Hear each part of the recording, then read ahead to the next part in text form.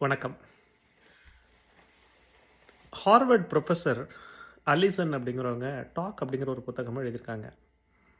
ஒரு நல்ல உரையாடல் எப்படி இருக்கும் அப்படிங்கிறதுக்கு நெறைய உரையாடல்கள அவங்க ரிசர்ச் பண்ணி, அதில என்னலாம் இருக்கு? எது நல்ல உரையாடலா மாத்துது? அப்படிங்கிற ஒரு ரிசர்ச் எல்லாம் பண்ணி வந்திருக்காங்க. நம்ம ஒரு வயசுலயே பேச ஆரம்பிச்சுடுறோம். அதுக்கப்புறம் பேசுறதுக்கு சொல்லிக் குடுக்கணுமா? இப்படி தான் பேசணுமா? அப்படியெல்லாம் இருப்போம். நெறைய அந்த நெகோஷியேஷன் ஸ்கில்ஸ் அப்படின்லாம் ஒரு முக்கியமான விஷயங்கள எப்படி பேசுறது?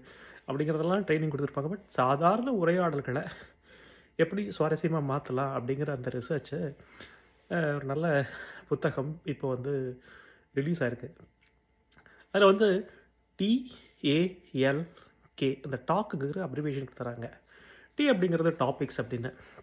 எந்த ஒரு உரையாடலா இருந்தாலும், நம்ம ஒரு ஒரு கொஞ்சம் என்னலாம் பேசலாம் அப்படின்னு ஒரு ப்ரிப்பரேஷன் பண்ணிக்கிறது, ஒரு சிந்தனை ஓட்டத்த பண்றது நல்லாயிருக்கும் அப்படிங்கிறாங்க. ஒரு நல்ல நண்பர்கிட்ட பேசுறதா இருந்தா கூட, போன தடவ அவர பார்க்கும்போது என்ன பேசணும்?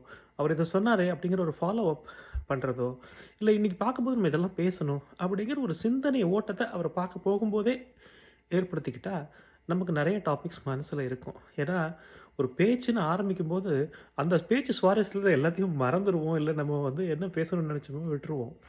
அந்த விதத்துல இந்த டாபிக் அப்படிங்கிறது ரொம்ப ரொம்ப முக்கியம். எந்த ஒரு உரையாடலா இருந்தாலும், ஒரு டாபிக்ஸ் என்னலாம் பத்தி பேச போறோங்கிற ஒரு முன் ஏற்பாடு பண்ணிக்கிறது சிறப்பானதா இருக்கும் அப்படிங்கிறாங்க.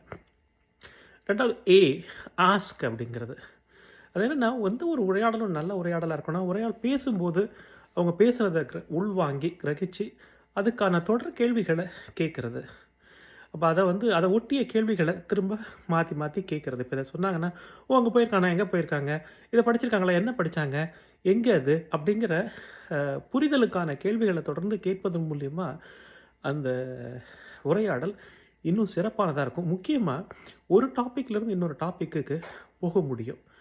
நெறைய டாபிக்ஸ பேசுறது அப்படிங்கிறது ஒரு சிறப்பான உரையாடலா அமையும் அப்படிங்கிறாங்க. அதே மாரி ஒரே டாபிக்ல ரொம்ப போட்டு குழஞ்சிட்டு இருந்து நெறைய பேர் பேசிட்டு இருக்காங்க. "ஏய் இது வேணாம் வேற டாபிக் போலாம்." அப்படின்னு சொல்றதுக்கு எல்லாருக்கும் தோணும். பட் அத சொல்றதுக்கு தயக்கம் இருக்கும். ஆனா அப்படி ஒரு தயக்கம் இல்லாம, அது உரையாடல் தானே. டக்குன்னு அத சொல்லி அடுத்த டாபிக் போய் நம்ம பேசுறத ஆஸ்க் அப்படிங்கிறது ரொம்ப ரொம்ப இம்பார்ட்டன்ட் உரையாடல்ல. இப்போ ஒருத்தர் பேசுறோம், எதுக்குமே பதில் பேச மாட்றாங்க. ஓ! அப்படின்னு எதுவுமே பேசலன்னு வச்சுக்கங்களேன், அந்த உரையாடல் எப்படி இருக்கும்? அதனால அந்த ஆஸ்க்ங்கிறது ரொம்ப ரொம்ப முக்கியம். அதுக்கப்புறம் அப்படிங்கிறது லிபர்ட்டி அப்படிங்கிறாங்க. அப்படின்னா, ஒரு நகைச்சுவை உணர்வோட இருக்கிறது.